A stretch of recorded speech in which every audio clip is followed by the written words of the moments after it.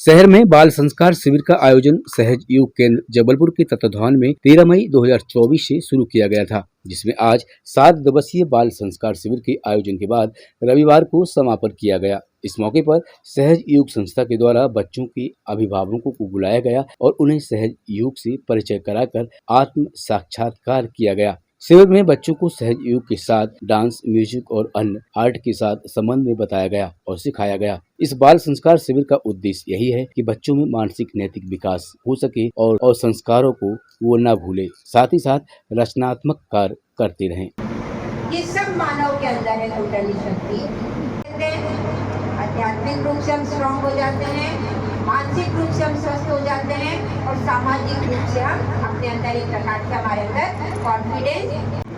अब श्री माता जी ने 1970 में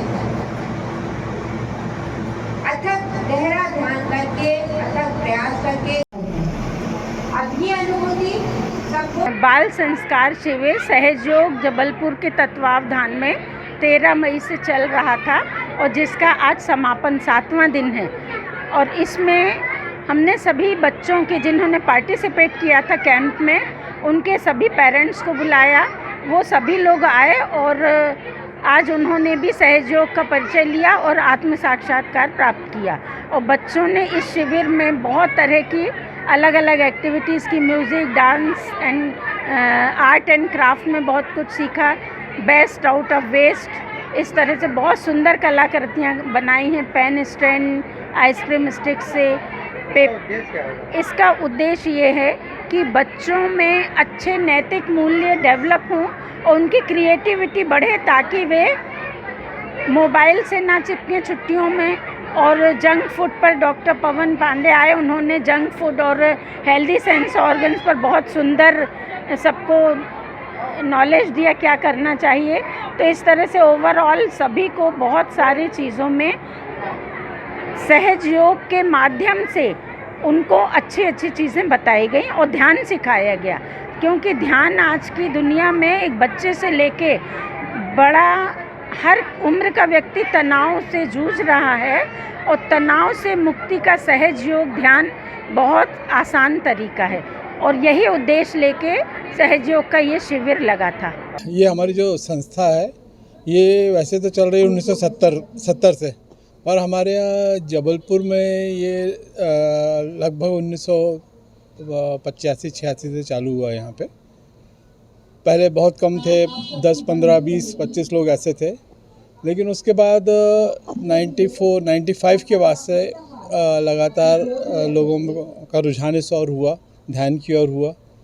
और आज की स्थिति में हमारे यहाँ लगभग 450 से 500 सहजी भाई बहन हैं जो लगातार ध्यान धारणा के लिए यहाँ पे आते हैं।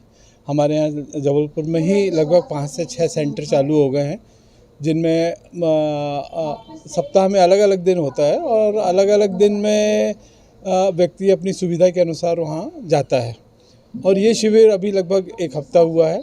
तो जो चीज़ हमने प्राप्त की है यह पूर्णतः निःशुल्क है और जो हमने प्राप्त किया वही हम बच्चों को बांटना चाह रहे हैं कि आगे बढ़कर यह बच्चे ही हमारे भविष्य के जनक हैं, है ना। तो आज आप देखिए जो हम निकल जाते हैं कहीं भी तो आपको बच्चों के जो रास्ते चलते बच्चे हैं, कहीं बीड़ी, सिगरेट, तंबाकू, गुटखा, ये स्थिति मतलब निर्मित ना हो हमारे जो नए बच्चे हैं।